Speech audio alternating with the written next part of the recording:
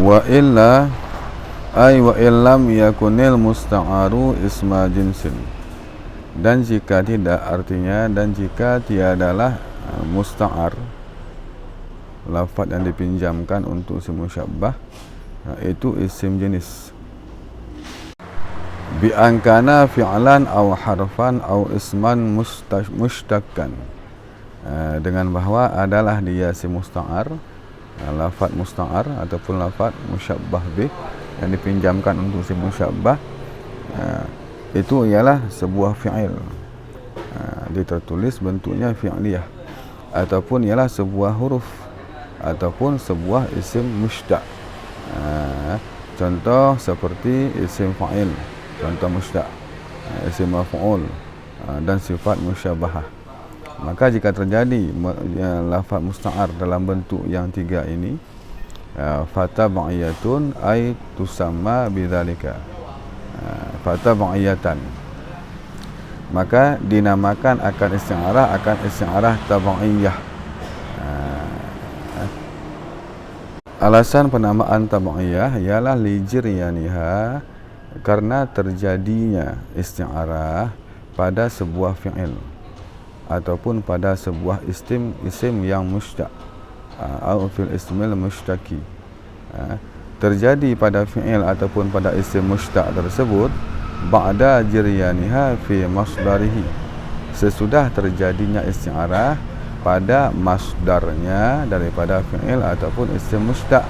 Jadi asal muasal isti'arah ditakdirkan terjadi pada masdar, pada mushtaq men, kemudian berlakulah isti'arah kepada si mushtaq, itulah fi'il ataupun sifat-sifat musyabbahah, isim fa'il, isim maf'ul.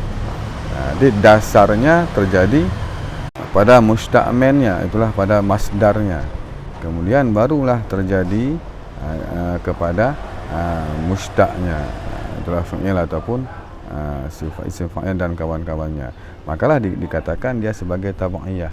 Dia terjadinya isti'arah pada fi'il ataupun pada isim mushtaq karena mengikut terjadinya isti'arah pada mushtaq mennya, maka dikatakan dia tab'iyah yang mengikut. Dikarenakan terjadinya isti'arah pada fi'il ataupun pada isim mushtaq sesudah terjadinya isti'arah pada masdar, artinya pada masdar tiap-tiap daripada fi'il ataupun isim mushtaq tersebut. Fahiya tabi'atun lil isti'arati fil masdari, maka bermula dia isti'arah pada fi'il ataupun pada isim mushtaq, itu yang mengikut bagi isti'arah pada si masdar, maka dikatakan dia isti'arah tab'iyah, pinjaman yang mengikut pada dasarnya, itulah mushtaqnya. Misalul isti'arati fil fi'li, bermula contoh isti'arah pada fi'il, isti'arah tab'iyah pada fi'il sesudah terjadi dulu isti'arah pada si masdar fi'il tersebut. Contoh kata-kata yang tertulis ataupun terucap ialah nataqatil halu, nataqatil halu, kita artikan nataqatil halu, jangan bertutur, jangan kita artikan bertuturlah oleh keadaan, artinya dalat, menunjuki oleh dianya keadaan. Jadi nataqat bermakna dalat. Karena apa? Karena sudah terjadi isti'arah pada mushtaqnya, mushtaqmennya. Di dasarnya seperti ini. Syubbihatil dilalatu, diserupakan akan dilalah. Dilalah masdar daripada dalla. Dengan apa diserupakan? Dengan nutuku, masdar daripada nataqa, nataqat. Wajah syabbahnya fi idahatil makna, pada menjelaskan makna. Arti sama-sama berfungsi untuk menjelaskan makna.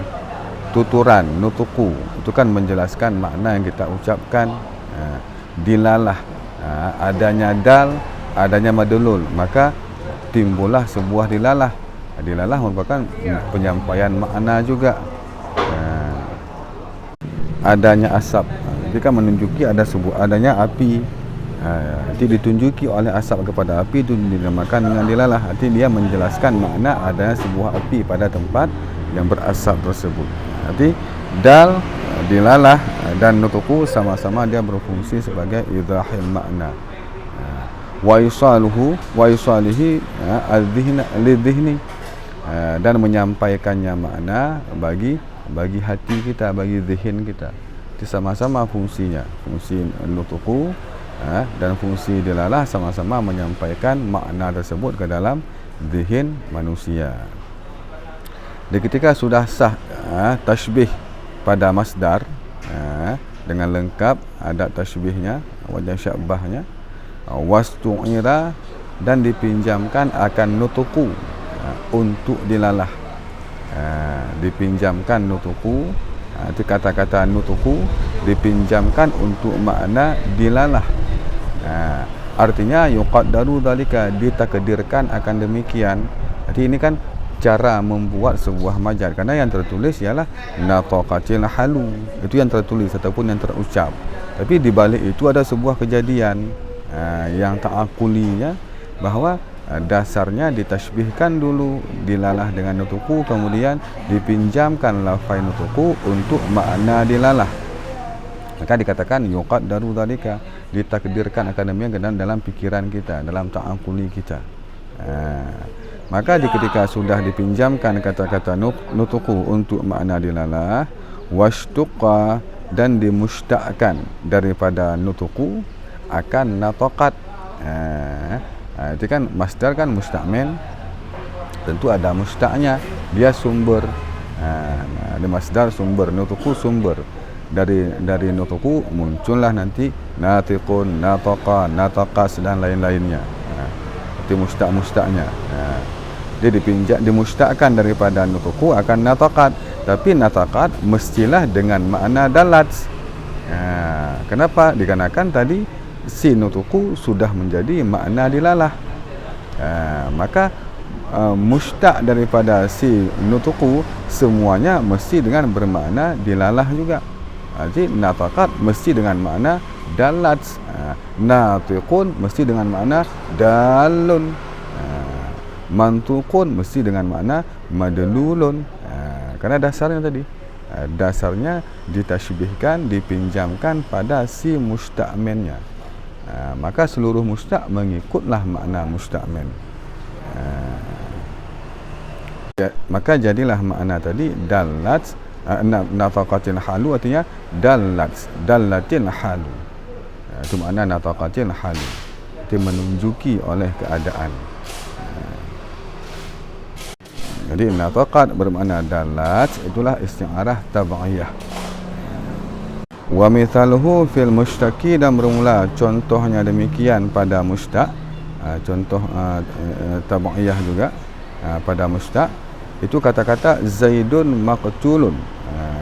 Terucap ataupun tertulis ialah Zaidun maqtulun. Tapi maqtul bukan makna yang terbunuh, bukan bermula Zaid itu yang dibunuhkan, bukan. Turidu matruban darban syadidan. Turidu madruban darban syadidan. Engkau maksud akan si Zaid yang dipukulkan akan sebagai pukulan yang berat. Jadi maqtul bermakna madrub. Zaidun maqtulun bermakna Zaidun matrubun. Jadi Zaidun bermula Zaid itu yang dipukulkan. Bil qarinatil hali, dengan karinah mani'ahnya ialah hal. Di karinah mani'ah yang haliyah. Maksudnya ketika kita katakan Zaidun maqtulun, si Zaid tidak mati, hanya saja dia terluka parah. Maka karinahnya menunjuki bahawa kata-kata maqtulun itu bukan maqtulun, artinya bukan terbunuh, tapi madrubun, karinah haliyah. Sama seperti nataqatil halu, itu kan karinah haliyah juga, iaitu istihalah qiyam. Karena tidak mungkin keadaan berbicara, karena nutuku berbicara itu sifatnya manusia. Maka ditunjuki bahawa nutuku itu maknanya nataqat, maknanya dalat. Ini demikian juga dasar daripada Zaidun maqtulun sehingga menjadi maknanya ialah Zaidun matrubun.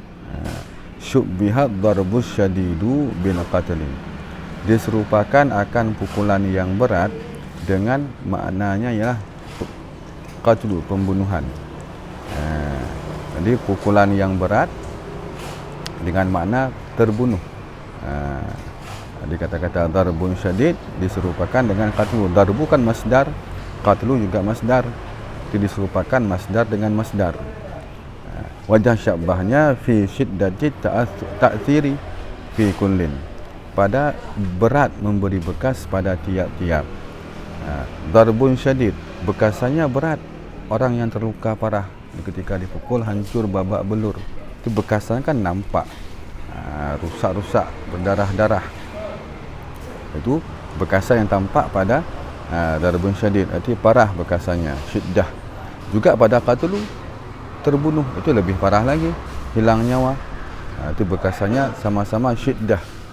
Pada darbu syadid syiddah, pada qatlu juga syiddah bekasannya.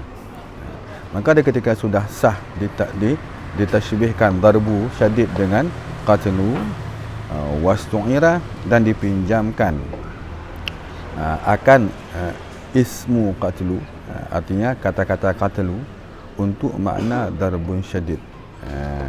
Sama seperti tadi juga, dipinjamkan kata-kata qatlu untuk bermakna darbun syadid, karena sudah sah tashbih tadi.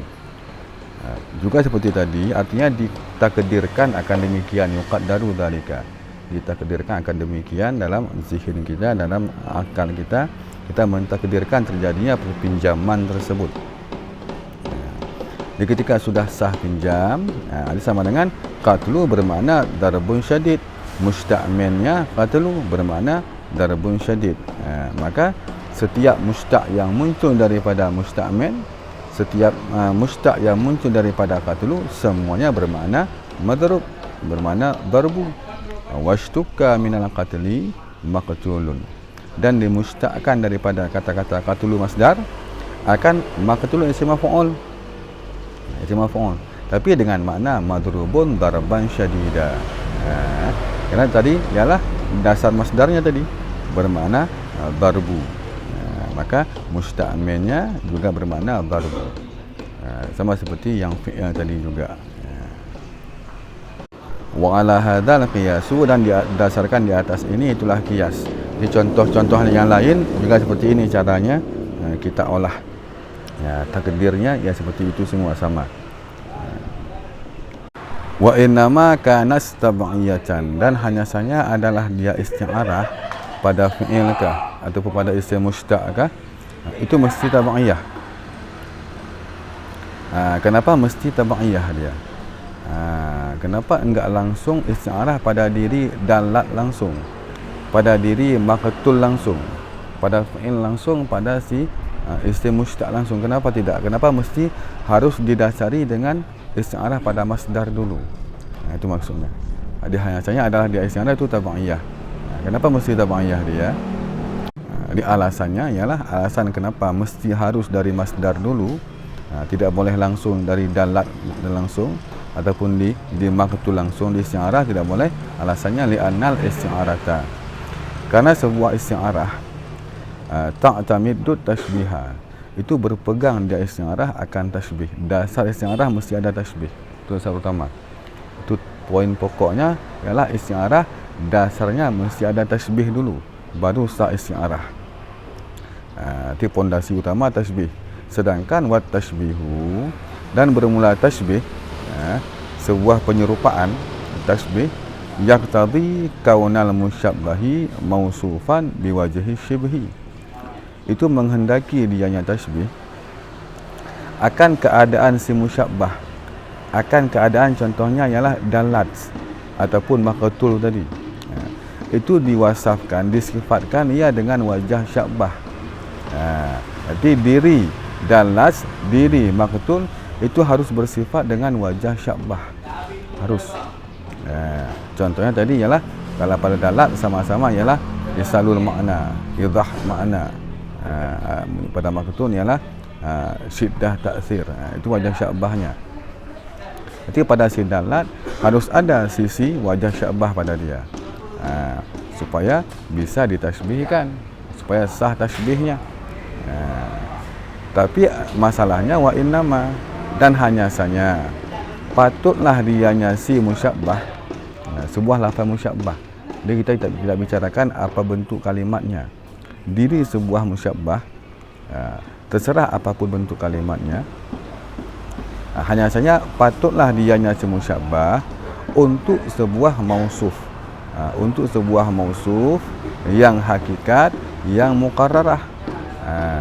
Jadi si musyabbah tersebut dia haruslah bersifat dengan sifat yang muqarrarah, artinya untuk mausufiyah yang hakikat, yang muqarrarah, artinya segala perkara-perkara yang sabitah, janganlah sifat tersebut berubah-ubah.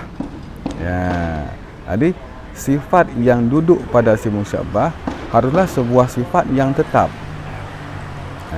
Berarti sama dengan dikehendaki bahawa si musyabbah tersebut merupakan sebuah kalimat yang tidak berubah maknanya, supaya sifat tersebut pun tidak berubah.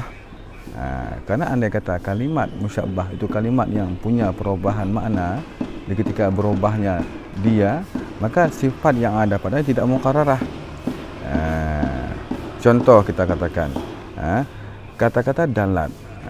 Pada makna dalat dia kan mengandung zaman.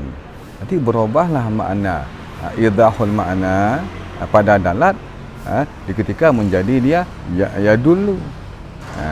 Dalat ya dulu berubah dia maknanya kerana berbeda zamannya.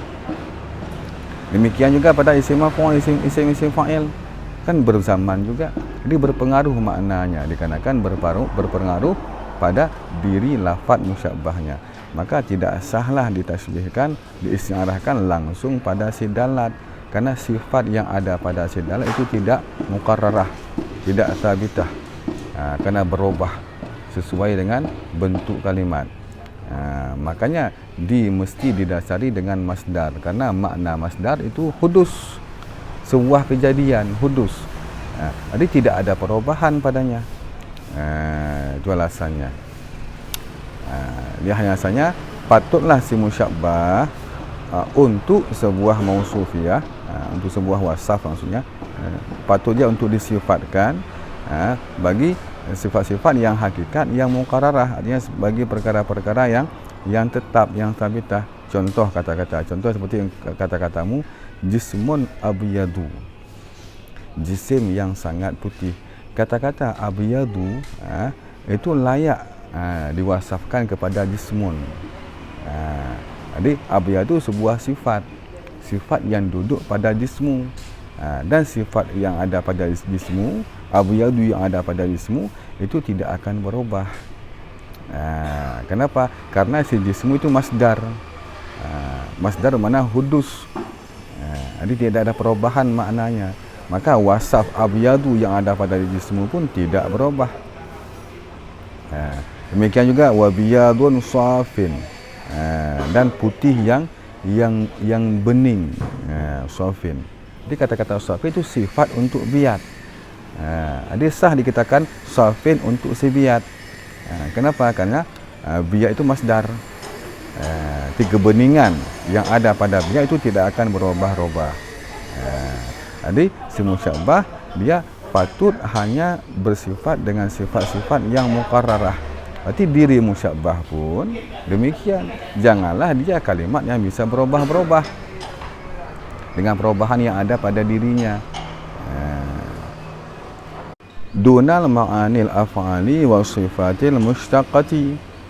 Dia tiada patut si musyabbah tersebut untuk segala makna-makna fi'il dan segala sifat-sifat musyabbah, sifat-sifat mushtaq.